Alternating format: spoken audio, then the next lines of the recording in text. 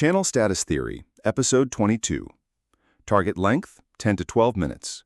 Word count, 1,100 words. There is a rule that almost nobody says out loud, but nearly everyone in certain social circles follows. You do not ask what something costs. You do not announce what you paid. You do not say, "That must have been expensive," even when it obviously was. If the price comes up at all, it is an accident, and the moment it does, the room subtly shifts. This is not about being secretive. It is not about shame. It is one of the most telling status performances in elite social life: the deliberate refusal to let price organize the conversation. Today we are going to examine why wealthy people avoid talking about price, and what that silence is actually communicating. The sociologist Thorstein Veblen identified in 1899 that conspicuous consumption, the visible display of wealth, was a primary signal of social standing. But there is a second mechanism that Veblen described less fully: conspicuous non-consumption, the refusal to discuss, display, or even acknowledge money at all. In old money culture, openly discussing price is considered a form of vulgarity. This norm has deep historical roots. In aristocratic Europe, trade was considered beneath the upper classes. The merchant who quoted prices was someone who needed to think about money. The aristocrat did not need to think about it, and made sure everyone knew. This ethos carried forward. In certain American WASP circles and among inherited wealth families, the phrase, "if you have to ask, you can't afford it," was not just a pricing comment, it was a social sorting mechanism. It communicated that the truly wealthy do not need price information to make decisions, because price is not a constraint. The practical effect: in certain rooms, asking about price marks you as someone for whom price matters. And if price matters, the implication is that you do not belong. Price avoidance is not accidental. It is a learned performance, and it is calibrated. Watch closely in elite social settings, and you will notice several recurring behaviors. When someone receives a gift, the price is never mentioned by the giver. When a vacation comes up in conversation, no one says what flights or hotels cost. When a renovation is discussed, the number stays vague. When a car is admired, the sticker price is not volunteered. This is not universal. It is specifically a high-status performance. New money, by contrast, often works differently. Studies in consumer sociology have found that newly wealthy individuals are more likely to volunteer price information, especially around purchases that cost significantly more than the average person would spend. The price is part of the point. Saying the number is the signal. Old money performs the opposite move. The number is irrelevant.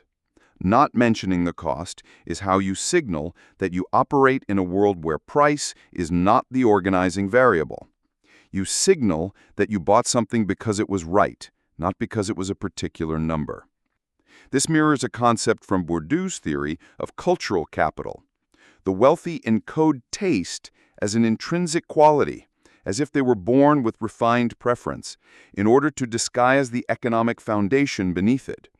Refusing to discuss price is one way of performing that disguise. Luxury brands are expert collaborators in this performance.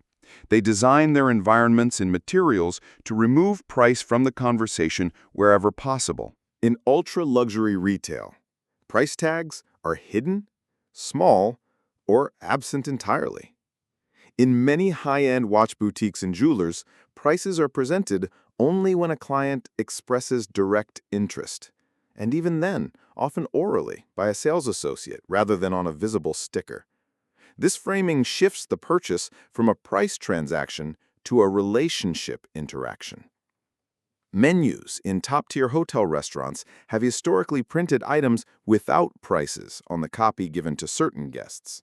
Private clubs and members-only spaces often charge without ever showing an itemized bill. Members are billed to an account.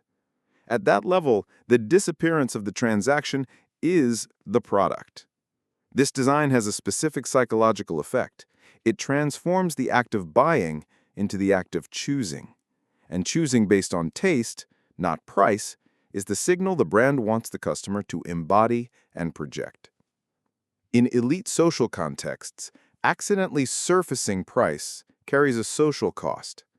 That cost runs in two directions.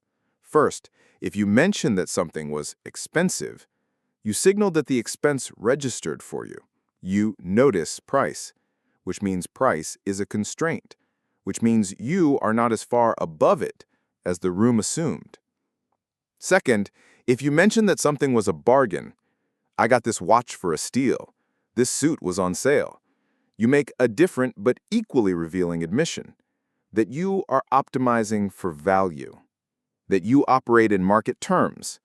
Again, the signal is that money management is a conscious activity for you.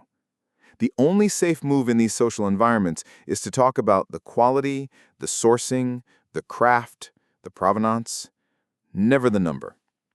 This is why elite conversation about luxury goods tends to center on the maker, the material, the region, the rarity, not the cost. It is also why you can often identify social climbers in elite spaces. They are the ones who confidently mention what things cost, assuming that impressive numbers will earn respect. In old money rooms, they produce the opposite effect. Silence about money is not just politeness. It is one of the clearest class markers in elite social life. The wealthy person who never mentions price is performing a very specific kind of power, the power to be indifferent. And indifference, real or performed, is one of the oldest status signals in human social history. The object is expensive, the signal is priceless. If this kind of decoding is what brings you here, subscribe to Status Theory. New episode every week.